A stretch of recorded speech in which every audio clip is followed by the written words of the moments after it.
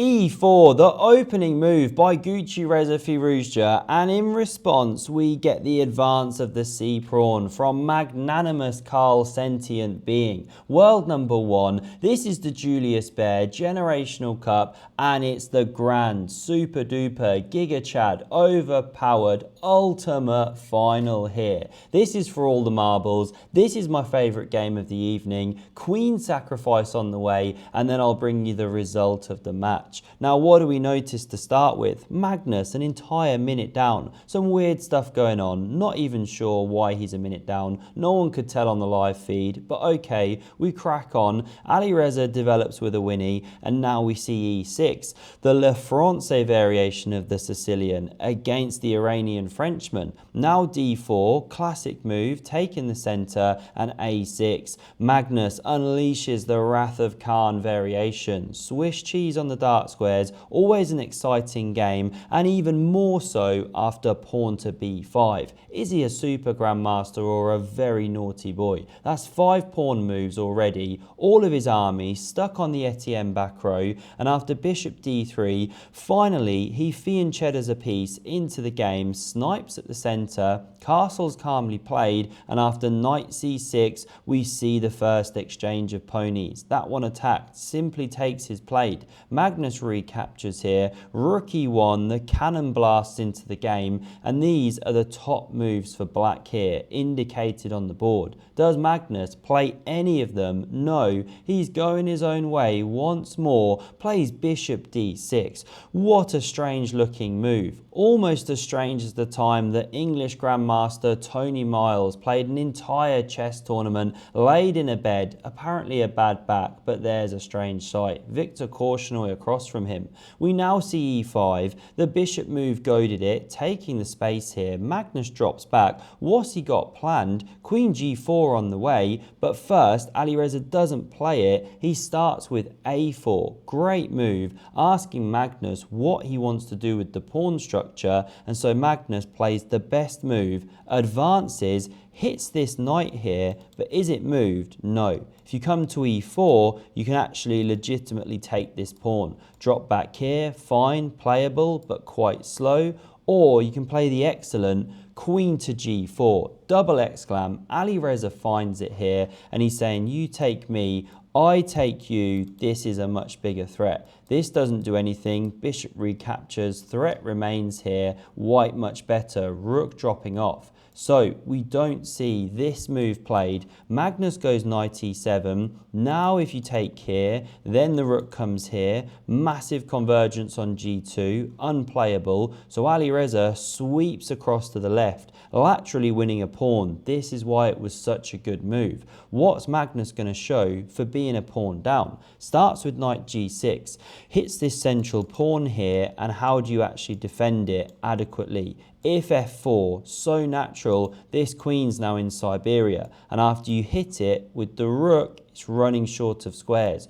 Don't go to the dark squared complex, you get absolutely kebabbed. And if you go to c4 here, we'll castle simply, and these bishops raking down the board. That's a bit of a misfire with the arrow. I have had a drink on holiday here in Gran Canaria. We come back. So this move of f4, not played. If bishop takes, not good. You give the bishop pair, you open the file, queen h4 on the way, and so queen g4 was played. Excellent move from Alireza. And he's saying, if you take now, I'm still crashing through. And if bishop takes, still crashing through. Look at this for an absolute queen seesaw. You're getting absolutely mincemeated. So we come back, pawn not touched. Queen b8 from Magnus, intensifying the pressure, also spying the b2 pawn, and now f4 is on the board to defend that centre here. The queen's back on side. Castle's played by Magnus, calmly walking into the storm of the white attack.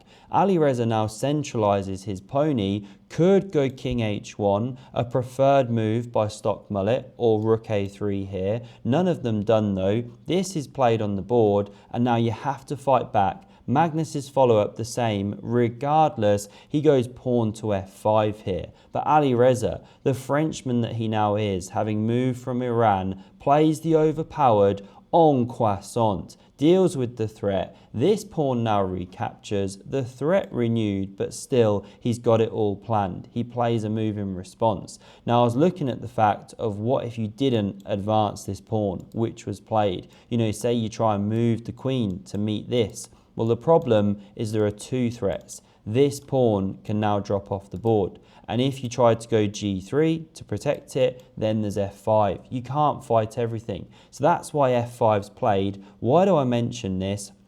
Well, now after queen recaptures, this one drops with check.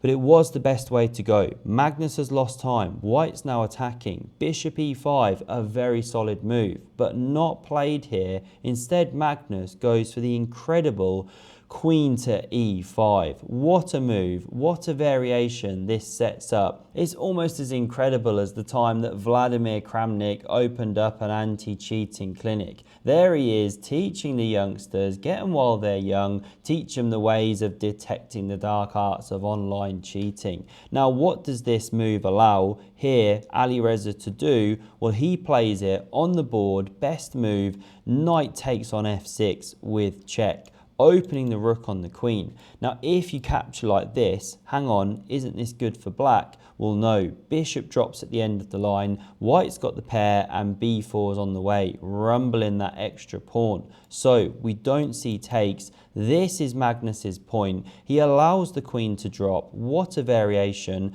Black doesn't then capture back the queen. You emerge and exchange down and a pawn, but this is the move played. And look at the connection it creates when you take with the bishop, which covers the rook, which covers the knight, which covers the bishop, which covers the rook. Revolutions. Keep the pieces on the board here. It's a great grandmaster chess circle of chess. Now we see queen to g4, getting out of the way of the rook's attack. Of course eyeballing the king and some nasty things, but rook f2, what a response, and this pawn is under fire, as tender as a bare foot on a shingle beach. How do you fight it? If you go bishop e4 or takes here, anything like that, you're toast. You've left the f1 square, check is played, and with the flight square covered, this is actually a check and mate. The king is dead. So the bishop glued to the defense of this square.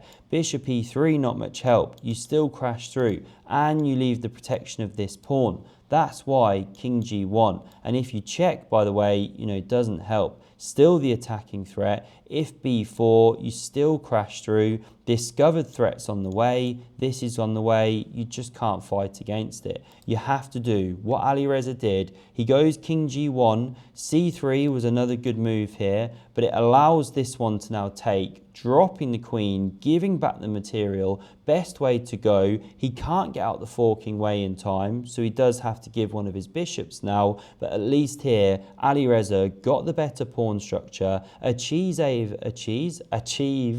a5, too much epic cheese, and now he's on the head of that a6 pawn. This is a better endgame for white. So Magnus re-centralizes, c3 played to blunt that bishop.